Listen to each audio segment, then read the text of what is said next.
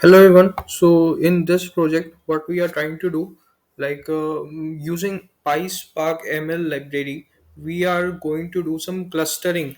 So first, we have to understand what is the problem statement that we are having. So the problem statement is there are some artists, and we have the number of songs played for those particular artists on any platform that where user can come and just play a music, something like that. So we have to group the artists based on the place so that we can actually just group them and display to people of a certain criteria, or just promote those kind of artists who are having a different place or moving from one group to other group. So what we are trying to do, currently I have logged in into an AWS EMR notebook, that is Amazon Web Services Elastic MapReduce notebook, and I have created a cluster, EMR cluster, and attached a notebook or that is new workspace. Like initially it was a EMR notebook in AWS, but now it has been turned to workspace. So we have taken some Spark session, we have started a session. Next, what we are doing is taken a Spark context, and then we have just uploaded the CSV file in S3 bucket in Amazon, and we are reading it. So this is a data frame that we are taking, spark.read CSV, and this is the S3 URI for that particular file that we are reading. Next is we have to infer the schema and head as a true. So this is the Spark job progress that I actually was initially. Next step, I'm caching it because so that the access to that data frame is very fast. So taken a cache of that, and here is how it looks now. So here user ID is the particular ID of the artist or the user that is actually playing. But this artist ID is the unique ID of each and every artist, that then artist name, and this how many times it has been played. So this is kind of a hypothetical data set that can happen. So next we have count, df.count, so that we can get the number of rows. uh, Move ahead, then we are actually taking artist name and place, because that is how we are going to group the all the artists. So we are just interested in only two columns, so df.select artist name place. So this gives a new data frame, that is df underscore select, that is any name you can give. I just taken df underscore select. Now we have 999 rows. So now what we are doing, that maybe there are multiple rows with the same artist name. So what we are doing is we are grouping it and taking the sum of the plays. So this is how it looks like, that df underscore group by select and dot sum. So this is how unique we are having. This is the column names that we have printed. Now we are changing the column name from some place to total place, because it doesn't look good using the with column renamed. So here is showing from Pyspark ML feature, we are taking a vector assembler. Why vector assembler? Because if we talk about normal notebooks, or where we are using it on our desktop, something like that. So, and where we are not using PySpark for machine learning or clustering, so there you can directly fit the data into the model. But in PySpark, it uses a vector assembler, because it is how we are given, like it is a default thing, we can't do anything. So it accepts the features in form of a vector. So we have to create the vector form of all the features, combined vector of all the features.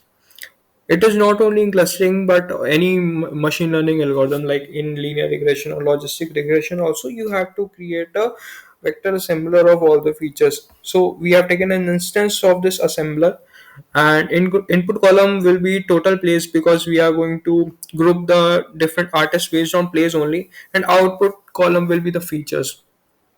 Then assembler that transform artist data. So model that shows, now what you see is features. There's a added column, that is features. Now the features column, uh, gives the vectors of this total place column, right? Now it the model can be fit using this features column only. Now we have imported some of the libraries that we need. Just the clustering Kmeans from ML evaluation, clustering evaluator. K-means equal to K-means. K is equal to 7 is the initial cluster number that we are taking.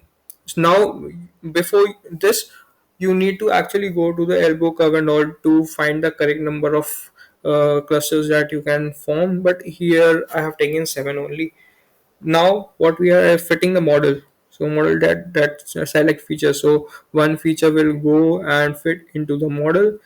And now what we are having is added column, output is equal to model dot transform model underscore data. Now we are having a prediction. So this is the prediction cluster 0 to 7, 0 to 6, I think it should be. So this is the prediction cluster that each and every data point belongs to.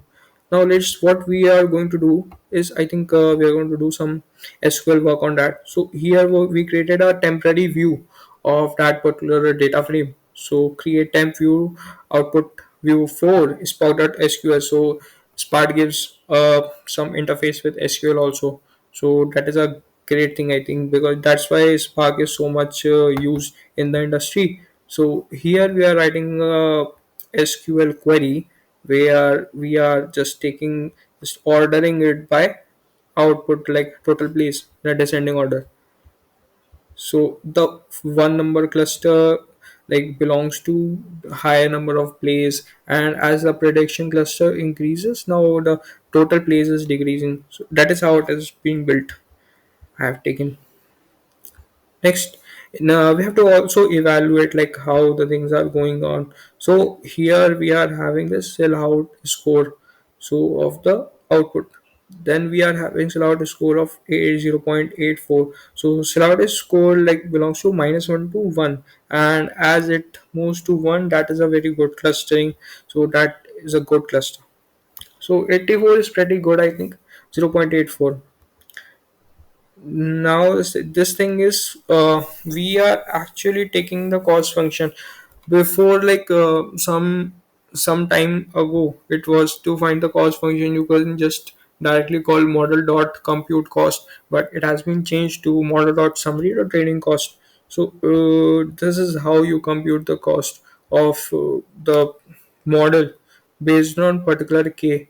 So that is a clustering number of cluster points. So that is how it is. You can also create just a visualization of this clustering cost, because here it is giving some error because some matplotlib installing getting failed again and again. So I'm trying to do it, figure it out.